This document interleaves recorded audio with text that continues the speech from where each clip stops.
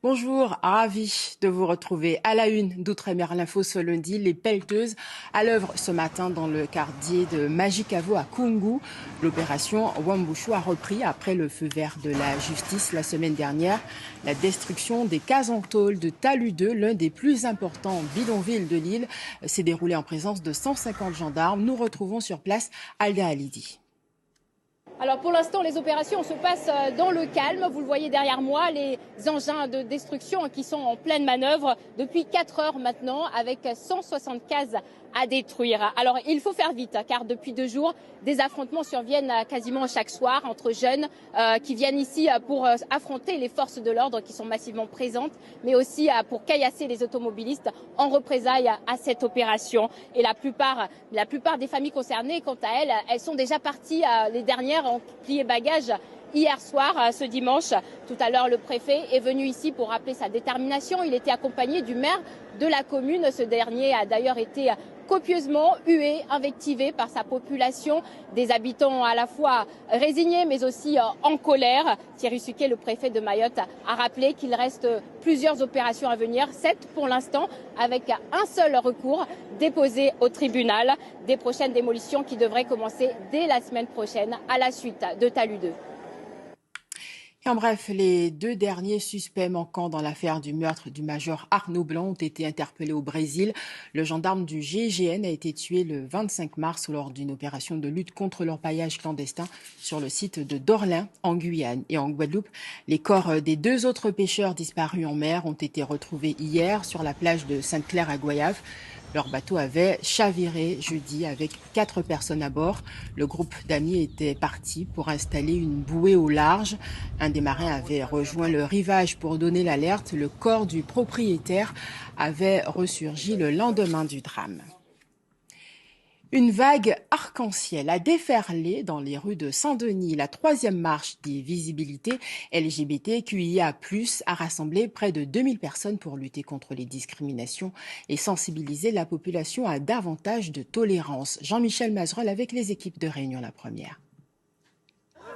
Dauphin, il prend pas chez nous, même le feu ne prend pas chez nous. En d'autres termes, on résiste à tout. Ce slogan fait suite aux discriminations dont sont victimes les membres LGBTQIA+ de la Réunion après l'incendie de leur local survenu le 21 février dernier. Près de 2000 personnes ont affirmé ce dimanche leur fierté d'être différents. C'est vraiment une marque de visibilité qui fait sensation, qui fait du bruit et c'est très bien pour la communauté. On est là pour montrer qu'on est là et qu'on a besoin d'avoir nos droits en fait. Je pense que ce qu'on veut montrer, c'est surtout qu'on est au même niveau. J'ai grandi à La Réunion et c'est vrai que c'est quelque chose qui a manqué pendant toute mon enfance, de la représentation.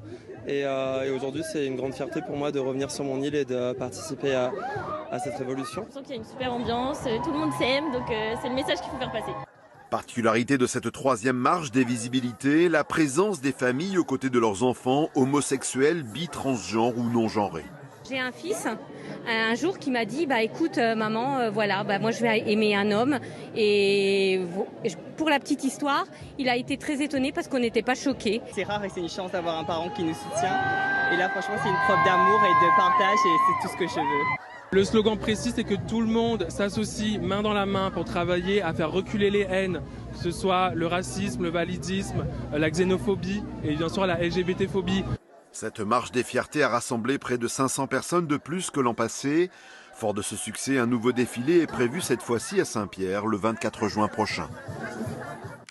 Autre marche en Martinique, cette fois pour le 23e convoi bas réparation. Le convoi pour les réparations, parti le 8 mai de Sainte-Anne pour arriver aux prêcheurs hier soir.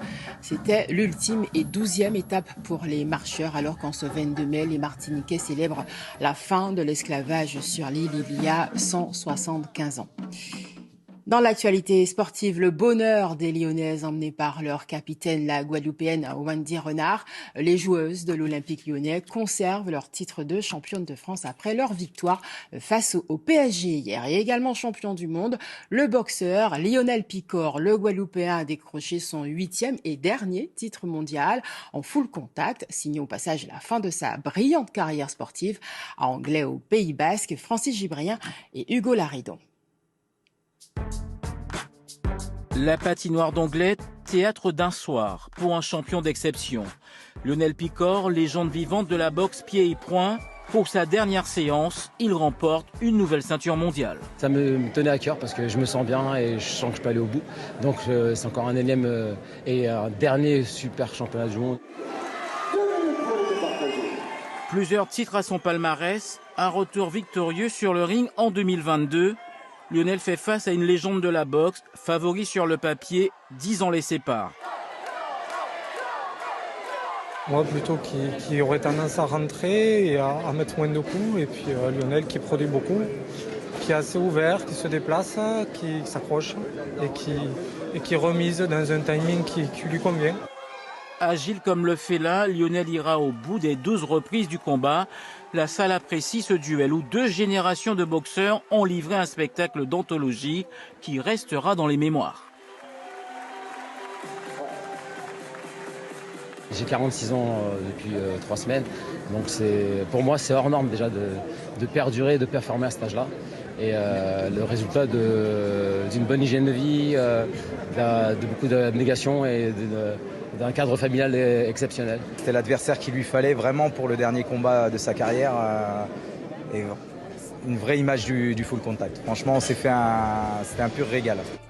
Ce dernier acte sur le ring résume la brillante et longue carrière du Guadeloupéen. Cette ultime victoire, gravée en lettres d'or, sublime un homme dont l'engagement, la rigueur et le courage ont été le moteur de sa réussite. Merci champion. Et on parle carrosserie maintenant. Et vous le verrez, elles n'ont pas pris une ride. Les deux ou encore les coccinelles étaient de sortie à Baïf en Guadeloupe et elles avaient fière allure pour le plus grand bonheur des collectionneurs. Regardez ce reportage de Rudy Rilsi. C'est l'une des voitures les plus représentatives des années 60. La coccinelle et sa forme unique. Elle a marqué l'histoire de nombreuses familles en Guadeloupe. Steve vient de Sainte-Rose exprès en famille pour admirer la coccinelle de son enfance. Une passion qu'il a transmise à ses enfants. Imani a 6 ans. Elle connaît déjà les marques les plus appréciées des passionnés. Les Porsche, les coccinelles, une DS. Des souvenirs, il y en a partout sur ce parking.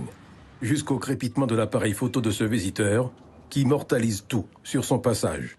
On va visiter, on va regarder, ça nouveau en Guadeloupe, on va trouver ça belle. Donc faites des 3 belles photos pour garder souvenir à tout ça. Pour voyager dans le temps, oui. Ces anciens modèles sont photographiés, mais ils se sentent aussi. Pour voir leur qualité, tout ça, parce qu'on me dit tout de bien sur ces genres de voitures.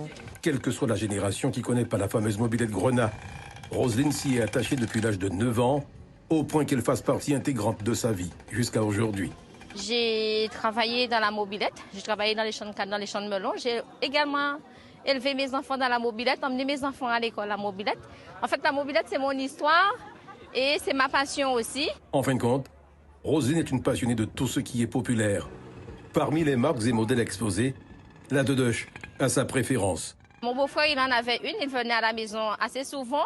Et assez souvent, on allait à la plage avec mon beau-frère et ma petite sœur avec la 2 chevaux. On va voir la Jaguar.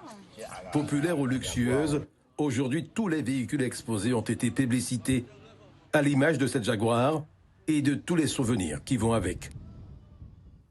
Et c'est la fin de ce journal. Merci de votre attention. Retrouvez toute l'actualité des Outre-mer sur lapremière.fr et les réseaux sociaux. Bonne journée à vous. À demain.